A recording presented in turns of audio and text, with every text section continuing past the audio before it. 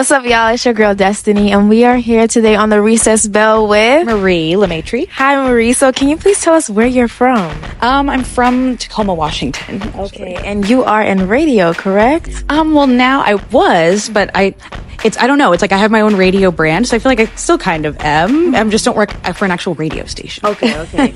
Did you start off in radio? And if so, what radio station was it?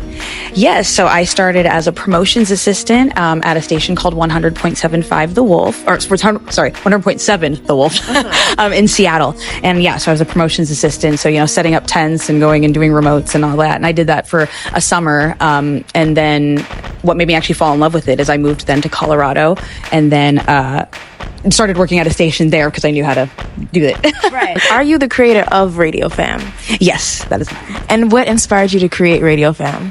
Honestly, it was once Instagram started getting big, I noticed that there was some fashion influencers or food bloggers and stuff that would get partnerships or paid posts here and there. And I was like, radio are like the first influencers, so why couldn't they do the same thing? But nobody was really doing it. And I'm not a radio talent. I don't want to be. So it was hard to be an example and show people that they could do that. So I was like, well, maybe I can make some kind of radio branded account and sell a post. And then if I can do it for really cheap, then I can show that they can make more money because they're actual talents and all that.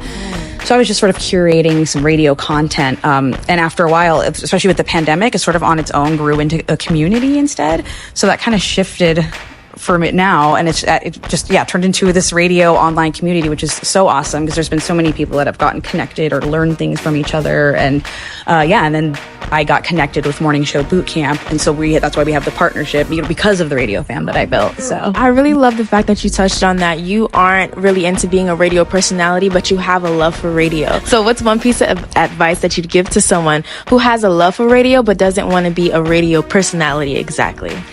That there's so many jobs in it that are behind the scenes, So I've always been like a marketing promotions person, but there's people that maybe want to work traffic or production. Maybe, you're good at audio or you that's where your art is. I feel like everybody has different forms of art or things like that and passions. And so it's about finding it. You can still be a piece of the puzzle somewhere else. I love that. And what's one surprising fact about you that most people wouldn't know?